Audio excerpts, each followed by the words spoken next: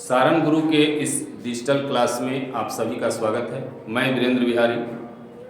आज केमिस्ट्री का जो फर्स्ट चैप्टर है chemical reaction and chemical equation, रासायनिक अभिक्रिया एवं रासायनिक समीकरण को एक्सप्लेन करने जा रहा हूँ।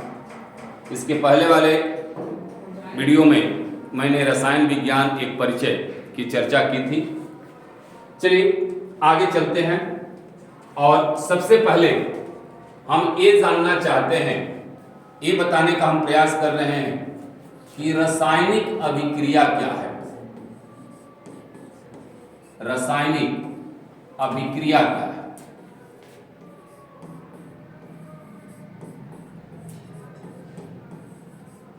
रासायनिक अभिक्रिया क्या है? आप इसको बोलोगे केमिकल रिएक्शन। केमिकल रिएक्शन ये क्या होता है? केमिकल रिएक्शन सबसे पहले हम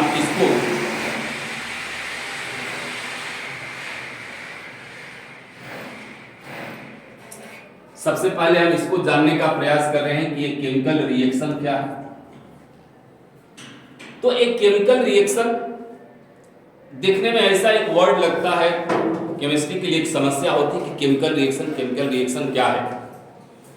तो हम इस बात को आपको बार बार कहते हैं कि यदि आप इस विज्ञान को अपने दिनचर्या से जोड़ लीजिए, विज्ञान है क्या, तो आपके आस पड़ोस जो प्रतिदिन घटनाएं घटित हो रही है उसी का एक्सप्लेनेशन विज्ञान। रासायनिक अभिक्रिया आपके दैनिक जीवन में बहुत सारी रासायनिक अभिक्रियाएं होती है जिसको आप ऑब्जर्व करते हैं।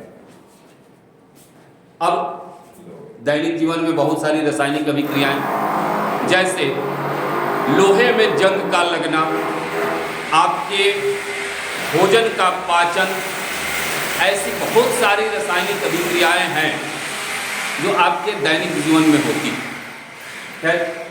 अब ये रासायनिक अभिक्रिया को यदि हम डिफाइन करें तो आप कहोगे, सिंपल भाषा में इसको और भी आगे हम एक्सप्लेन करेंगे कि जब कोई एक पदार्थ या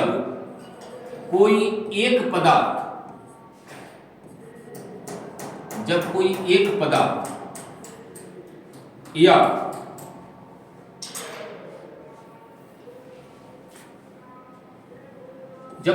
एक पदार्थ या एक से अधिक पदार्थ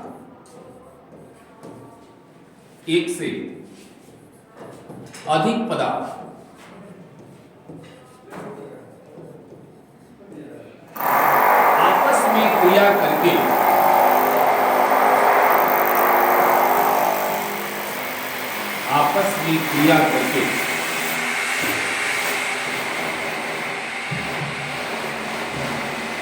नए पदार्थ का निर्माण करते हैं।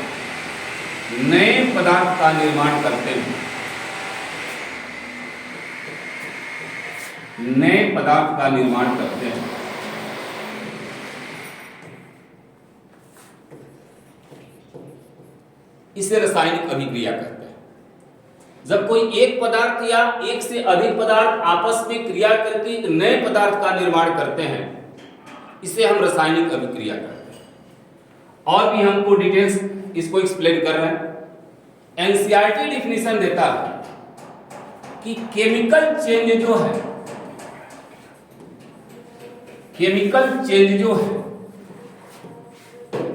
उस केमिकल चेंज को केमिकल रिएक्शन कहा जाता है।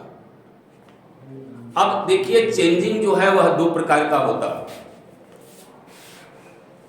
एक जो होता है फिजिकल चेंजिंग होता है, एक होता है केमिकल चेंजिंग होता है। अब फिजिकल चेंज का ही दूसरा नाम है केमिकल चेंज का दूसरा नाम है केमिकल रिएक्शन। तो आप यूं कह सकते हो कि chemical change is known as chemical reaction. अब दो बात आती है, एक भौतिक परिवर्तन और एक रासायनिक परिवर्तन। भौतिक परिवर्तन में क्या होता है, रासायनिक परिवर्तन में क्या होता है? भौतिक परिवर्तन में होता क्या है? हमने आपसे कहा कि ये जो केमिस्ट्री जो है वह मैटर का साइंस है। पदार्थ का विज्ञान है। और पदार्थ जो है वह पार्टिकल के मिलने से बना है, कण के मिलने से बना है। और एक कण क्या होते हैं, यह मुख्यतः कण जो होते हैं वह अणु होते हैं या आयन होते हैं। अणु होते हैं या आयन होते हैं या परमाणु होते हैं।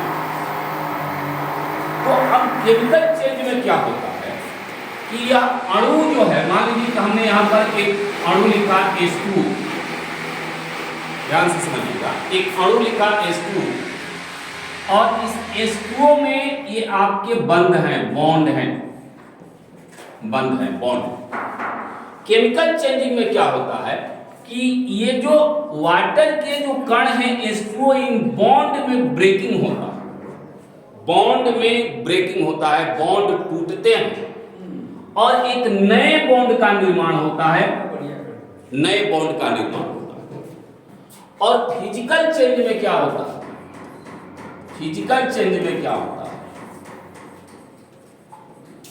कि मैटर के जो कंपोजिशन है, मैटर के जो कंपोजिशन है, उस कंपोजिशन में कोई परिवर्तन नहीं होता है।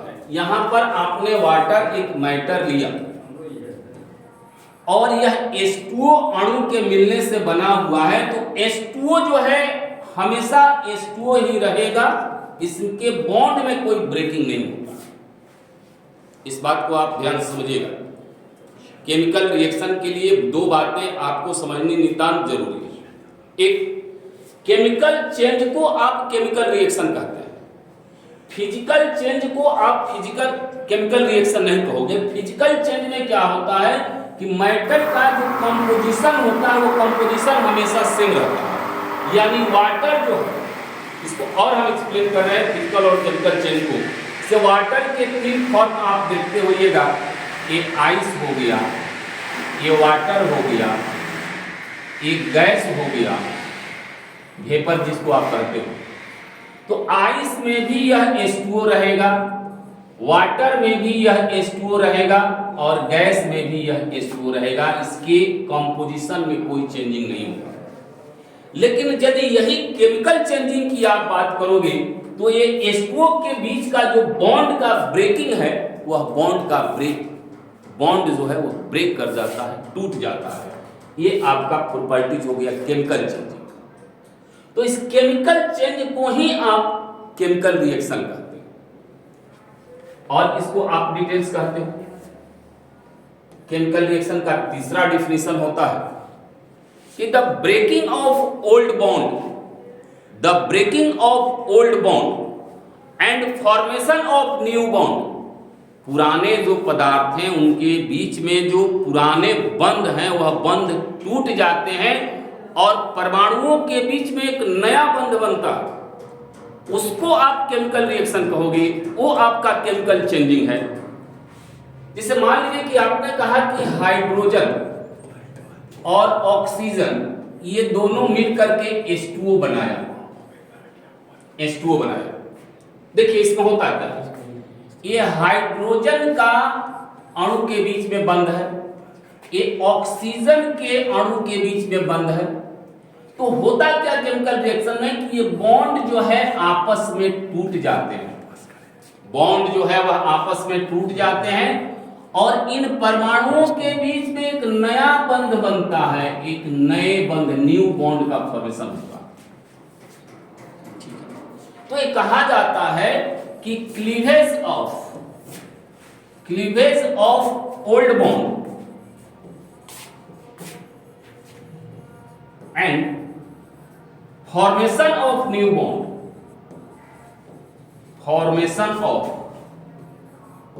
Bond, is known as chemical reaction. तो ये तीन परिभाषा हमने आपको दिया। रासायनिक अभिक्रिया क्या है? तो पहला परिभाषा हमने कहा कि जब कोई एक पदार्थ या एक से अधिक पदार्थ आपस में क्रिया कर नए पदार्थ का निर्माण करते हैं, वो जो नया पदार्थ बनेगा उसमें पुराने पदार्थ का कोई गुण नहीं रहेगा, कोई उसमें कैरेक्टर नहीं रहेगा। दूसरी बात हमने कही आपसे कि रासायनिक परिवर्तन जो है उसी का दूसरा नाम रासायनिक अभिक्रिया है। रासायनिक परिवर्तन में क्या होता है कि पुराने जो पदार्थ आप लेते हो उस पुराने पदार्थ के बीच में जो परमाणुओं के बीच में जो बंध होता है वह बंध टूट जाता है और पुनः उन परमाणुओं के बीच में एक नया बंध बनता है। इस तरीके से आप एक और परिभाषा देते हो कि क्लीवेज ऑफ ओल्ड बॉन्ड, यानी पुराने बंध का टूटना और परमाणुओं के बीच में नए बंध का निर्माण होना रासायनिक अभिक्रिया कहलाता है। तो एक बात हो गई रासायनिक अभिक्रिया की। अब एक एग्जाम्पल यदि हम दें तो आप इसको भली भांति समझ सकते हो। जैसे हमने कहा कि यहां पर पानी लिया, ये वाटर है, और इस वाटर में हमने शुगर ऐड किया, चीनी को मिलाया, ये पानी, इसमें हमने शुगर ऐड किया और शुगर मिलाने के बाद ये हमारा शरबत बन गया। क्वेश्चन होता है कि क्या यह रासायनिक अभिक्रिया है? क्या यह चीनी को पानी में मिलाना एक रासायनिक अभिक्रिया है? तो आप लोगों का जवाब, बहुत लोगों का यस होगा, हाँ रासायनिक अभिक्रिया है, क्योंकि शुगर को पानी में मिला रहे हैं। कुछ लोगों का होगा कि नहीं, यह रासायनिक अभिक्रिया नहीं है। तो आपको हम बता दें कि यह रासायनिक अभिक्रिया नहीं है। अब रासायनिक अभिक्रिया नहीं है, उसका अभी हमने जो परिभाषा दिया उससे इसको हम कोरिलेट करते हैं कि यह रासायनिक अभिक्रिया नहीं है। किस तरीके से नहीं है? क्योंकि शुगर के जो मॉलिक्यूल हैं मिलाने के बाद उनके मॉलिक्यूल जो है, अणु है, उन अणुओं के जो बंध है वह बंध टूटा नहीं। वाटर का भी जो अणु है वो भी टूटा नहीं और कोई नया पदार्थ नहीं बना। नया पदार्थ, रासायनिक अभिक्रिया में नए पदार्थ का निर्माण होता है। दूसरी बात, शुगर और पानी ने अपना आइडेंटिटी, अपना अस्तित्व नहीं खोया। शुगर पहले भी मीठा था, मिलाने के बाद भी मीठा है। यदि शुगर मीठा है और मिलाने के बाद खट्टा हो जाता, रासायनिक अभिक्रिया हो जाती। शुगर मीठा है, मिलाने के बाद यदि वह खट्टा हो जाए, नमकीन हो जाए, तो रासायनिक अभिक्रिया है। वाटर जो है, पानी जो है, वह कलरलेस है, मिलाने के बाद वह रंगीन हो जाता, रासायनिक अभिक्रिया है।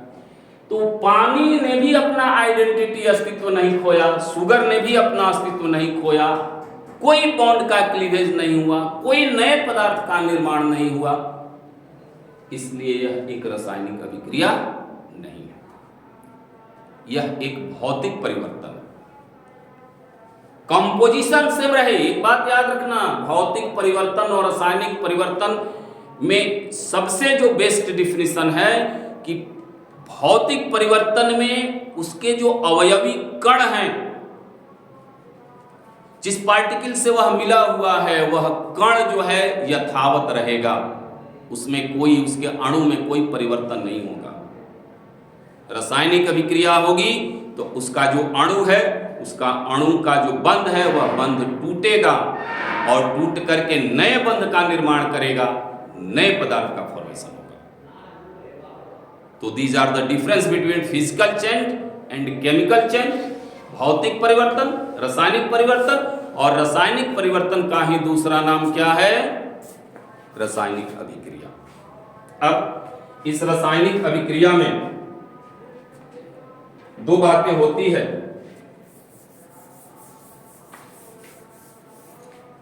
रासायनिक अभिक्रिया में दो बातें होती हैं मुख्य रूप से। एक, आप एक या एक से अधिक पदार्थ ले रहे हो, और दूसरी, नए पदार्थ का निर्माण हो रहा है। जिस पदार्थ को ले रहे हो उनका बॉन्ड टूटेगा और पुनः उनके जो अणु है वह अरेंज होकर के नए बंध बनाएंगे और नए अणु का निर्माण करेंगे। ये दो बातें। इस तरीके से रासायनिक अभिक्रिया के दो महत्वपूर्ण भाग हो गए। एक भाग हो गया अभिकारक,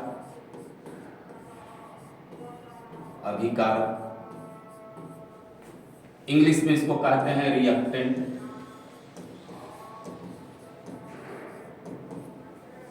क्या है रिएक्टेंट? जो पदार्थ रासायनिक अभिक्रिया में भाग लेते हैं, जो पदार्थ रासायनिक अभिक्रिया में भाग लेते हैं,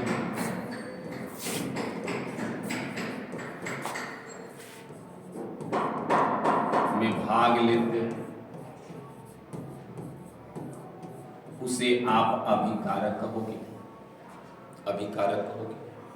और दूसरा महत्वपूर्ण चीज हो गया वह है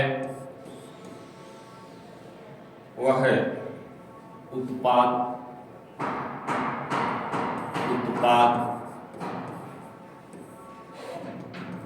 इंग्लिश में इसको कहोगे प्रोडक्ट। तो रासायनिक अभिक्रिया में जब अभिकारक यानी जो पदार्थ आप ले रहे हो उनका बॉन्ड क्लीव होगा, नए बॉन्ड का फॉर्मेशन होगा, नए पदार्थ का निर्माण होगा, तो लास्ट में जो प्रोडक्ट वर्ड आपको मालूम है, जो कि नया पदार्थ बनता है रासायनिक अभिक्रिया के उपरांत अंत में जो नया पदार्थ बनता है, उस नए पदार्थ को आप कहते हो उत्पाद। यानी कहोगे कि अंत में रासायनिक अभिक्रिया के अंत में जो नया पदार्थ बनता है, जो नया पदार्थ बनता है,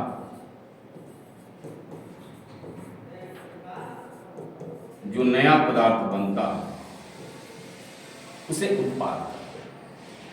एक बात और आपको ध्यान रखना है कि ये जो उत्पाद बनेगा उसमें अभिकारक के कोई गुण मौजूद नहीं रहेंगे, यह बिल्कुल नया पदार्थ बनेगा, न्यू सब्सटेंस बनेगा, न्यू मैटर बनेगा, बिल्कुल नया।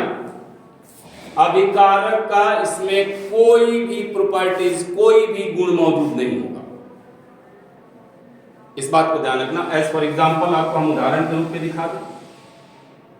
जैसे मान लीजिए कि हमने यहां हाइड्रोजन लिया, ऑक्सीजन लिया, यह H2 बन गया। इसको आप ले रहे हो, यह अभिकारक हो गया। ये आपका नया पदार्थ बन रहा है, उत्पाद हो गया, प्रोडक्ट हो गया। इस उत्पाद में इस अभिकारक का जो पदार्थ आप लिए हो, इसमें इसका कोई भी गुण इसमें मौजूद नहीं, कोई गुण मौजूद नहीं। अब देख लीजिए, ये हाइड्रोजन एक गैस है, ऑक्सीजन भी एक गैस है, H2O एक लिक्विड है। हाइड्रोजन एक ज्वलनशील गैस है, ऑक्सीजन जलने में सहायक है, H2O जलने में बुझाने का काम करता है। ठीक, तो इस H2O में न तो हाइड्रोजन का गुण है ना ऑक्सीजन का गुण है, एकदम बिल्कुल नया चीज बना। ठीक, अब और भी बहुत सारे उदाहरण हैं। मान लीजिए हमने कार्बन लिया, इसको जला दिया, कार्बन डाइऑक्साइड गैस बना। इस CO2 में न कार्बन का गुण है न ऑक्सीजन का गुण है, बिल्कुल नया चीज बनता। तो रासायनिक अभिक्रिया की सबसे एक खासियत है कि जो प्रोडक्ट बनेंगे बिल्कुल नया चीज बनेगा, उसमें जिस चीज को लिए हो उसका कोई भी गुण मौजूद नहीं रहेगा। और यहाँ पर बॉन्ड रिएक्टेंट का जो बॉन्ड क्लीवेज है, ये सबसे महत्वपूर्ण चीज है कि बॉन्ड जो है वह टूटते हैं और नए बंध का निर्माण होता है। और केमिकल बॉन्ड जो है, इसकी चर्चा हम आगे आपको क्लास 10th में ही करेंगे। बॉन्ड दो प्रकार के होते हैं, आयोनिक बॉन्ड और कोवैलेंट बॉन्ड, उसकी हम आगे बात करेंगे। अब जो है, अब बात हम थोड़ा सा कर लें रासायनिक अभिक्रिया की विशेषता क्या है। विशेषता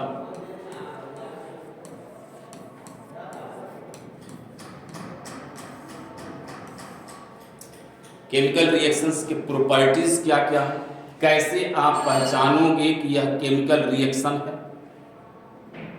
ठीक है, अभी हमने कहा कि केमिकल रिएक्शन में बिल्कुल नया पदार्थ का निर्माण होता है, न्यू सब्सटेंस फॉर्म होगा। ठीक है। और जो जिस चीज को आप मिला रहे हो वो अपना अस्तित्व खो देगा, आइडेंटिटी खो देगा। जैसे अब कैसे पहचानोगे इसकी विशेषता क्या है? तो पहला, रासायनिक अभिक्रिया में गैस की उत्पत्ति होती है, गैस की उत्पत्ति, गैस की उत्पत्ति, इवोल्यूशन ऑफ गैस, गैस निकलेगा।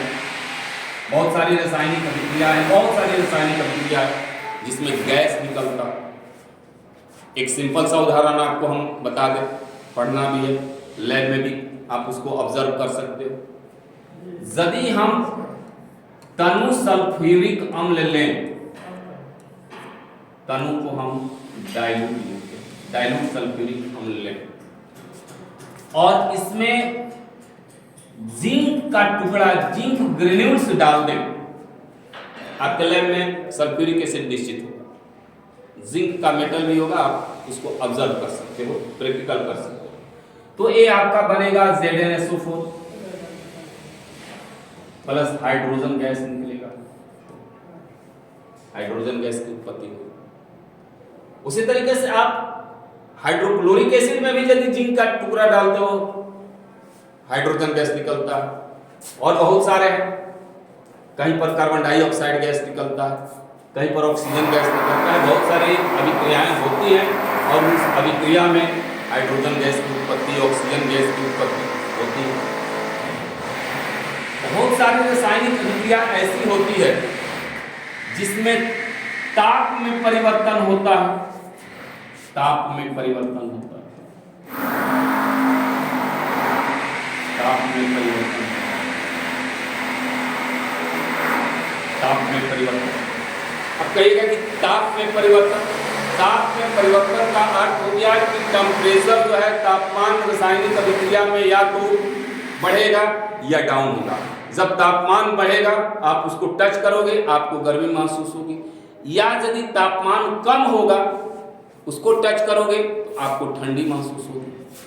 जैसे तापमान में परिवर्तन, एक बहुत सा हम आपको सिंपल एक एग्जांपल दे रहे हैं रासायनिक अभिक्रिया का, जिसको आप पर डे ऑब्जर्व करते हो। पर डे तो नहीं कहेंगे, लेकिन ओकेजनली आप उसको ऑब्जर्व करते हैं। सबके घर में घरों की पुताई होती है, खासकर दीपावली के समय में। वहां एक अभिक्रिया आप देखते होइएगा कि चूना को लाया जाता है और चूना को ला करके पानी में डालते हैं। जब पानी में चूना को डालते हैं तो आपको महसूस होता है कि कुछ उष्मा निकल रही है, हीट निकल रहा है, वेपर की तरफ निकलता है। और यदि हम पानी का टेम्परेचर नापें तो आपको महसूस होगा कि वहाँ टेम्परेचर पानी का पहले के कंपैरिजन में ज़्यादा है, यानी तापमान में क्या हुआ? परिवर्तन हुआ, तापमान में परिवर्तन हुआ। तो इस तरीके से तापमान में परिवर्तन हुआ। तापमान में वृद्धि कब होती है? जब किसी चीज को ऊष्मा आप देते हो या ऊष्मा निकलती है। और तापमान कम कब होगा? जब तापमान कम कब होगा? जब ऊष्मा अवशोषित हो जाती है या ऊष्मा निकलना शुरू हो जाता है किसी मैटर से, उसको हम और डिटेल्स कर रहे हैं। तो तापमान में परिवर्तन, अभी आपने कहा कि अब देखिए चूना को पानी मिलाते हैं तो चूना को हम कहते हैं कैल्शियम ऑक्साइड, कली चूना कहा जाता है। ये बहुत महत्वपूर्ण रिएक्शन है, इसका हम आगे भी एक्सप्लेनेशन करेंगे। यदि हम इसको पानी में डालते हैं तो ये बनता है कैल्शियम हाइड्रोक्साइड, इसको लाइम वाटर भी कहा जाता है। कैल्शियम हाइड्रोक्साइड यही चूना है जो दीवार पर पुताई किया जाता है। इसके साथ साथ क्या होता है? ऊष्मा निकलती है। तो जब ऊष्मा निकलेगी तो तापमान में परिवर्तन होगा, और जिस अभिक्रिया में ऊष्मा निकलती है उसको हम कहते हैं एक्सोथर्मिक रिएक्शन। एक्सोथर्मिक रिएक्शन या हिंदी में बोले ऊष्माक्षेपी अभिक्रिया, ऊष्माक्षेपी अभिक्रिया, ठीक है। या जिस अभिक्रिया में तापमान अवशोषित, ऊष्मा अवशोषित होता है उसको हम एंडोथर्मिक रिएक्शन कहते हैं। उस समय ताप में कमी आ जाती है। तो इस तरीके से तापमान में परिवर्तन होता है। बहुत सारी रासायनिक अभिक्रिया ऐसी भी होती है जिस अभिक्रिया में अवक्षेप का निर्माण होता है, अवक्षेप का निर्माण होता है। अवक्षेप का निर्माण इंग्लिश में कहते हैं इसको, अवक्षेप को प्रिसिपिटेट, और ऐसे रिएक्शन को प्रिसिपिटेशन रिएक्शन कहा जाता है। टाइप्स ऑफ रिएक्शन जब हम बताएंगे तो वहां पर इसका एक्सप्लेनेशन करेंगे। अवक्षेप का निर्माण, अब ये अवक्षेप का निर्माण इसको भी आप ऑब्जर्व करते हुइएगा। गर्मी के दिनों में या जाड़ा का भी सीजन है, आप दूध को गर्म कर दीजिए और जैसे उसमें आप 2-4 बूंद नींबू का रस डाल दीजिए, नीचे आपका ठोस पदार्थ बन जाए। वही जो घोल में ठोस पदार्थ का निर्माण होता है उसी को अवक्षेप कहा जाता है, उसी को अवक्षेप कहा जाता है। यानी अवक्षेप को आप कहोगे कि अभिक्रिया में यदि अभिक्रिया के दौरान यदि घोल में ठोस पदार्थ का निर्माण हो रहा है तो उसको हम अवक्षेप करते हैं। तो बहुत सारी रासायनिक अभिक्रियाओं में अवक्षेप का निर्माण, जैसे एक सिंपल सा रिएक्शन है कि यदि NaCl के aqueous घोल में, याद रखना कि अवक्षेप जो है वह घोल में ही बनता है, अवक्षेप जो है वह घोल में ही बनता है।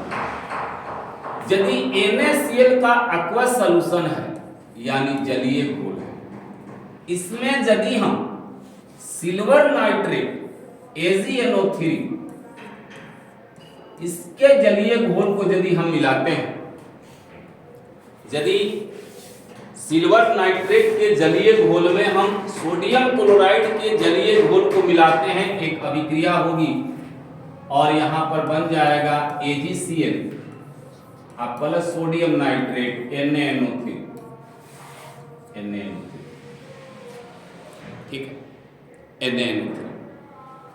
तो यह AgCl जो है यह एक अवक्षेप है, यह एक अवक्षेप है, एक प्रिसिपिटेट, इसको शॉर्ट में PPT के रूप में लिखा जाता है। आगे इसका हम और डिटेल्स एक्सप्लेनेशन करेंगे। तो यदि दो घोल को मिलाया जाए और मिलाने के उपरांत आपको ये महसूस हो कि घोल में किसी ठोस पदार्थ का निर्माण हो रहा है, उसको आप अवक्षेप करें। बहुत सारे रासायनिक अभिक्रियाएं ऐसी होती है जिसमें रंग में परिवर्तन होता है, रंग में परिवर्तन,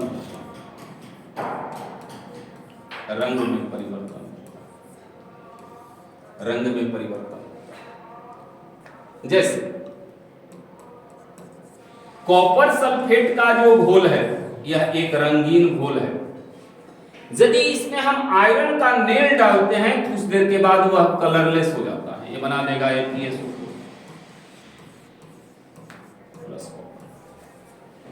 तो इस तरीके से ये विशेषताएं हैं रासायनिक अभिक्रिया की कि कहीं पर ताप में परिवर्तन होगा, कहीं अवक्षेप का निर्माण होगा, कहीं पर कलर में चेंजिंग आ जाएगा, कहीं पर गैस का इवोल्यूशन होगा।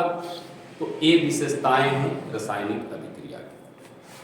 अंत में हम आपसे यही कहेंगे कि रासायनिक परिवर्तन का दूसरा नाम है रासायनिक अभिक्रिया, और रासायनिक अभिक्रिया में बॉन्ड का क्लीवेज होता। कैसे पहचान करोगे कि यह रासायनिक अभिक्रिया है? ये सारे पॉइंट्स हैं। रंग में परिवर्तन हो जाएगा, कभी ताप में परिवर्तन हो जाएगा, कभी अवक्षेप का निर्माण होगा, कभी ये सारी बातें। अब इसके बाद अगला जो क्लास होगा उसमें हम आपको बताएंगे रासायनिक समीकरण क्या और रासायनिक समीकरण को संतुलित कैसे किया जाता है। इस तरीके से आप सारण गुरु के इस डिजिटल क्लास को ऑब्जर्व करते रहिए, अपने दोस्तों से बताइए, फॉलो कीजिए, कमेंट कीजिए। धन्यवाद।